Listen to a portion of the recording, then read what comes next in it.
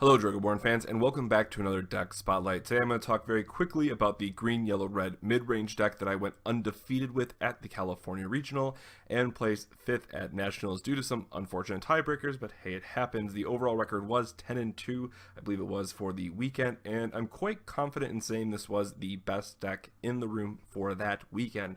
The reason why I state that is because I kind of anticipated everyone would be heavy on aggro-based decks, and turned out I was right, and this is absolutely the kind of deck that you want to play to beat those more aggressive strategies, and Sigrun is just a house of a card, which I will talk about in a little bit. But we will talk about the overall backbone of the deck, kind of the card choices I went into, and a couple of the sideboard choices. I won't talk too much about some of the older cards, strictly because this is just the updated version of my old list, so if you want to see that, we do have that video on the channel.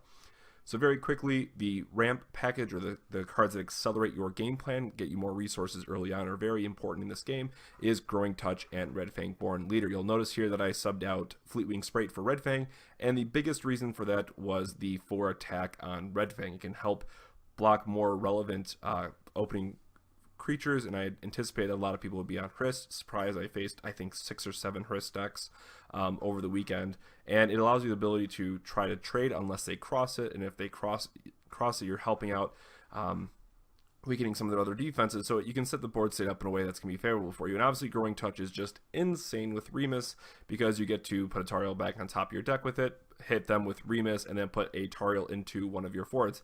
Yet again, this 3-card combo won me, I think, 2 games that weekend, and is how I qualified for Nationals to begin with.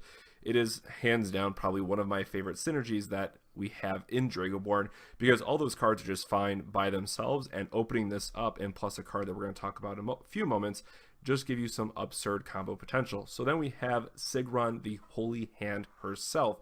This card is absolutely one of the pillars of this format, and what I mean by that is you are either playing this card, playing cards that deal with this card, or finding a way to go around it. Now, yes, there are Drago shields that you just place up as the player who has Sigrun, and you're going to get the effect. Now, the interesting ruling about this card is that at the time the Drago shield is broken, you pick a fort. Creatures at that fort cannot attack you. It's not the fort itself that's being targeted, it's a creature. So even if you move those creatures around, they will still not be able to attack. So the correct way to play around this is to spread out your creatures, and maybe you play like a Fafneer or something, making sure it's on the last fort, so your opponent doesn't get the full value out of the effect. That might seem like an obvious thing, but it was one of the key things I noticed that players weren't playing around. And the other big thing, which I was just shocked, nobody the entire weekend would cross Sigrun to make her a 6 endurance. I cannot begin to stress how important 6 endurance is, and the biggest one for me was Fafneer. So even when I was playing against opposing Sigruns, I was just able to Fafneer for full value, get it out of the way, and be able to win the match that way. Fafneer, you'll see, is in my sideboard card, so I'll talk about that also in a few slides, but it is absolutely amazing. And then Tariel and Darion, don't really need to talk too much about them. They are the cards that allow you to go the distance and, stall the game out a little bit. Darion is absolutely insane both their shield blast effects are great for different reasons, but I do love Darion and the fact that he can, once it's time to go, if you will, you can attack them and have his ability up to sacrifice them and prevent the attack. So because of Sigrun putting this, allowing us to be more aggressive at times, and she's just an insane card draw engine late game as well, that the two of them combined can really help us be aggressive and not have to worry about so many blockers on the back end. Now you'll notice that there's only 3 red cards in this deck, and 2 of them are the exact same that I ran last time. Doomfire Avatar is just insane with Chromatic Disturbance. It won me a game just by being able to siphon it down. Again, I think Siphon is one of the most underrated effects in this game that people are just not looking at, so I would strongly recommend after this video, if you have a couple cards that you're maybe hesitant on or haven't decided on, go look at some of the Siphon cards and the other cards that want you to have low dice effects and see if you can use them.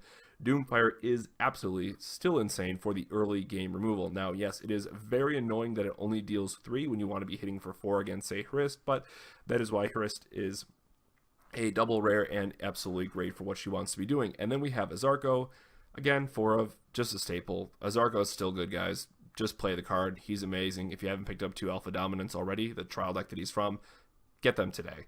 And then for Raid. Now, this is a card, and I think it was Justin in testing. I think someone sent me a message, and I just kind of wrote it off at first, but I absolutely fell in love with this card the very first time I casted it, and you don't care about the black dice reference. Sure, that's a bonus, but it doesn't matter. The fact that this can split up 10 damage any way you choose is absolutely insane. The fact that I can kill an opposing Sigrun and maybe two other, well, at least one, if not two other creatures my opponent controls is absurd. And funny enough, the Fort Blast is extremely relevant, because if your opponent is trying to play around, you know, your Redfang blocking Chris plan, if they hit a Fort Blast, and I think I did get this off only once the entire weekend, it does just enough damage to turns out kill a crossed Hrist, or kill Hrist and one of their other guys. So Raid is insane, and I don't know how this card is a common. This is one of those cards that if you have it foil, you know, definitely hold on to it, because it's just absolutely absurd. And then we have the new cards. This is kind of what I wanted to spend a bit more time on. So we are playing the full 4 of Righteous End. This card is absolutely a cornerstone of the slower, you know, want to build time, spend time building up your resources kind of decks. There was a few turns at, I believe they actually both happened in Nationals, where I was able to set up the board state in a favorable way, made my opponent have to think about removing the creatures that I had. Often it was a Sigrun, so because you always want to play it early to slow down the game anyways, and then you can back it up with either a Righteous End or Nature's Touch. But you know, your opponent's going to spam the board because they want to get, you know, they're thinking, oh, I can, you know, spend a turn playing all these guys. The next turn I'll play the Torch or something, remove their Sigrun, and I can just attack for all this damage. Well, I think the best I did on Righteous End was killing 5 of their guys in a turn, which was the best feeling in the world.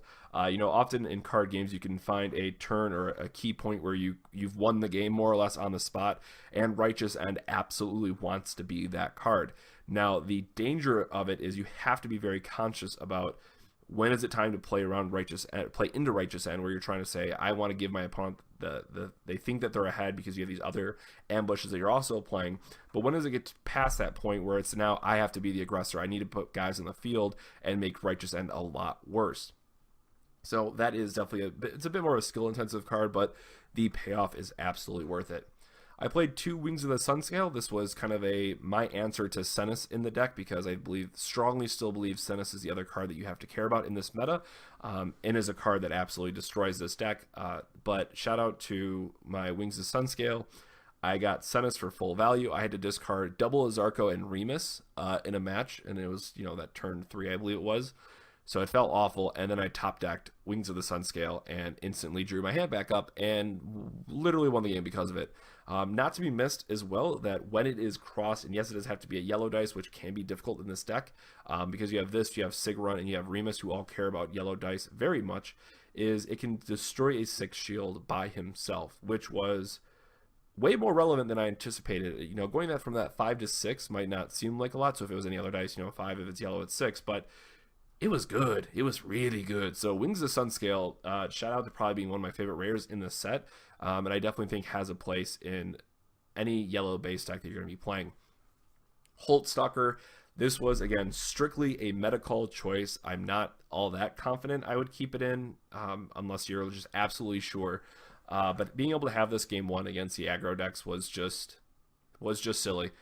Being able to surprise kill their Hrist, and again, it doesn't die because it has immune black and immune red, it really puts it in a favorable position for you. And again, the fact that it deals 4 damage can just kill anything that they try to attack with. So Holt Stalker, also being a 7-drop, you might think, oh, but I'm never, you know, casting this for the effect. In this deck, you are.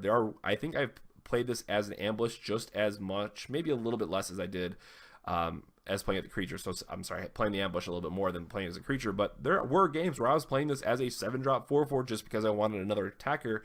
And again, immune black and immune red is very strong, or at least it was very strong for the weekend. Then the last spice card that I had was Thalessa, Partisan of Life, which is also the Conquerors League promo, so shout out to that. I cannot wait to get the stamped version of it. But this was an interesting card, and this was something I switched for Nationals, and I wish I would have had it in my regional deck as well. Basically what it allows you to do is, you know, look at your fort, put it to resources, and put 2 cards from your resources back into your fort. very easily, or what often would happen is that there would be a Tariel or a Darion, or just any Fort Blast really. There's a raid, I did raid once as well. There's going to be something that lands in your resource that you're going to want in your barriers. And on top of that, because we're playing Chromatic Disturbance, it is effectively kind of drawing us those 2 extra cards, knowing that at some point, if not already, we have a Chromatic in our hand. So maybe we're looking for that last Eleanor or whatever card that we need to win that turn, or, you know, in the next 2 turns. And Thalessa just gives us those extra options. And not to be missed here is if you have 8 or more cards in your resource zone, spoiler, you will very early, very often, cannot be blocked by creatures. So it can get around opposing Tariels as well and just pick at damage. I love this card. It is a bit more difficult to pull off, so I would never play more than 2, I believe. 1 to 2 was absolutely the right number for me. But I was sincerely shocked at how good the card was. And then the 2 cards I most notably want to comment on in the sideboard was Fafneer and Yvel. So Fafneer, again, I kind of already talked about. It was really just for the opposing Sigruns, and literally no one was playing around it, which, you know, it's very difficult early on. I will admit that, you know, when do I cross? When do I leave with the shield? How important is this creature? Are they going to have Fafneer on the following turn? You know, there are a lot of things to consider, but being able to kill an opposing Sigrun with Fafneer, if they don't cross it for whatever reason, again, won me so many games. And the fact that it just deals 5, it can kill Hrist in a pinch as well. There's a lot that it's doing. It kills all the Elder Dragons, which often will not be crossed because their effect just cares that the dice is out there. They don't have to be crossed. I mean, they have a cross effect, but it's, you know, widely useless for a lot of them. And 5 damage just deals, it deals a good amount of damage right now. And then Yvel. This was a card that I was surprised about, and I just could not find room for it last minute. I want to give a shout out to David, who played it in his list, and we talked about it after the regional where we both made top 8. And he said it was absolutely insane for him. And I was usually just putting this in the deck in the sideboard for the 3 through 6 effect. So when this creature is summoned, draw cards until there are 4 cards in your hand.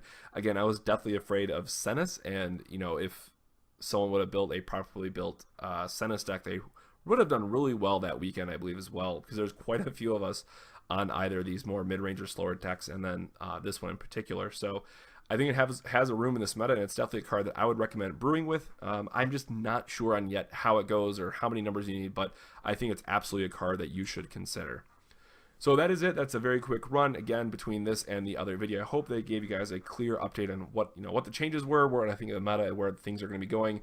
But this is, again, absolutely, I think, one of the 3 decks that you want to be playing in this meta. You know, we have the Battlegrounds coming up, which are the Magic the Gathering style game days, for those that are not aware, where they have a really sweet Kraken mat you can win. So if you guys are going to those events, and I hope you are, because, again, that mat's insane, take this list. You will not be let down by it, because it is an absolute beast. So thank you so much for watching, guys. If you did like this video, make sure to drop us a like down below.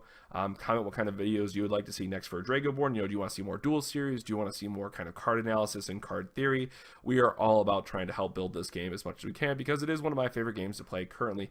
And of course, subscribe for future Dragoborne content. So on behalf of the rest of 6 Stages Gaming, thank you so much for watching, and we'll catch you on the next video. Have a good one. This video made possible thanks to the Patreon support of viewers such as yourself. Thank you to our honorary sages.